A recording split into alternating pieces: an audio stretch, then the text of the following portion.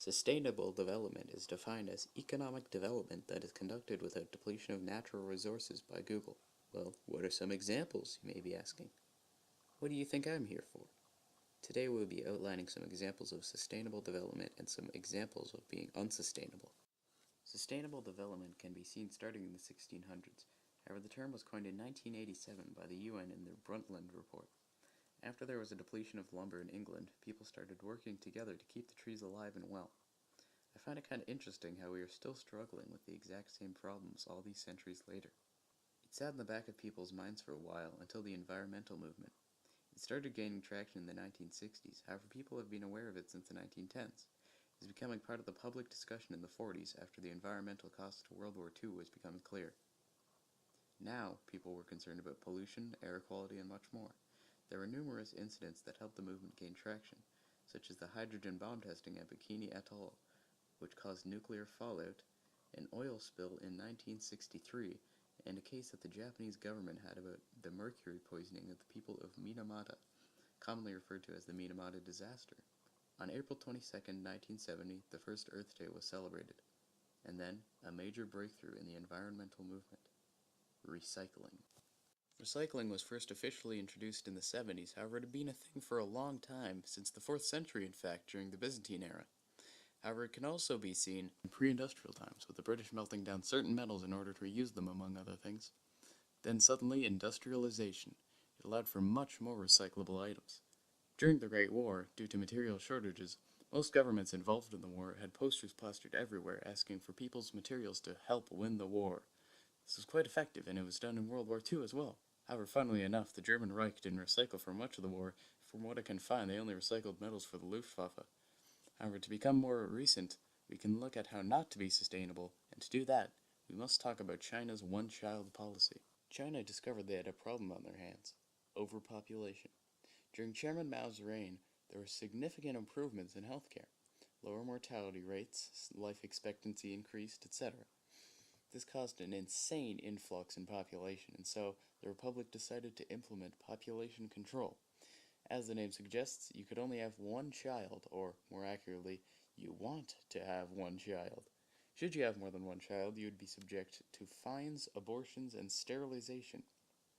However, there were exemptions.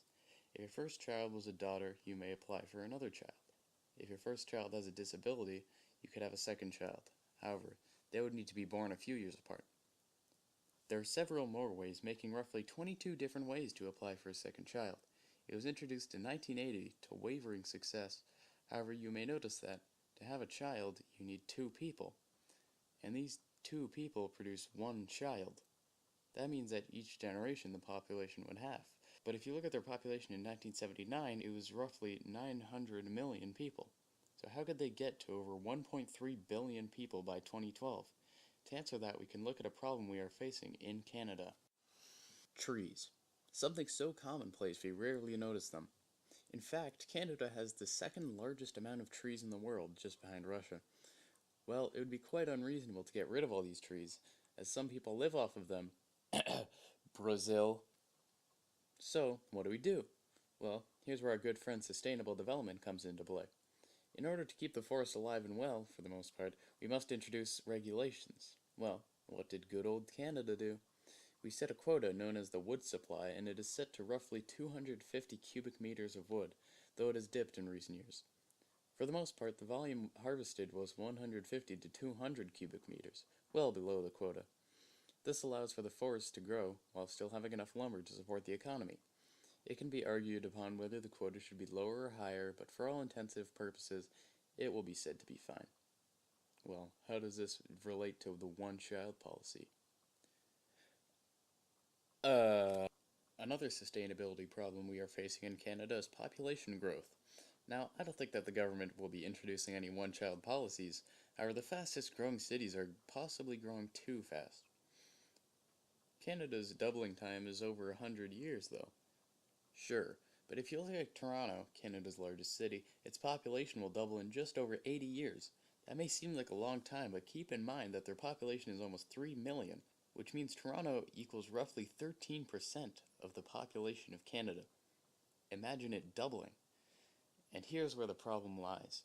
Toronto's infrastructure was not built for support of over 4 million people. If Toronto is already quite impoverished in terms of amount of citizens in poverty, then surely it will not improve. And keep in mind, 84 years is common to live to. If there aren't significant improvements in regulations into the infrastructure, there'll be a big problem facing Toronto. I don't want to get too political or anything here, though. So, in conclusion, sustainable development is very important to having a long-lasting and prosperous country. To elaborate on the one-child policy, funnily enough, China's fertility rate was more than 1 during the period that the policy was in place. It was actually 2 births per woman for most of it. Its annual change was also similar to that of most other countries, the USA, Japan, etc. For a bit more of a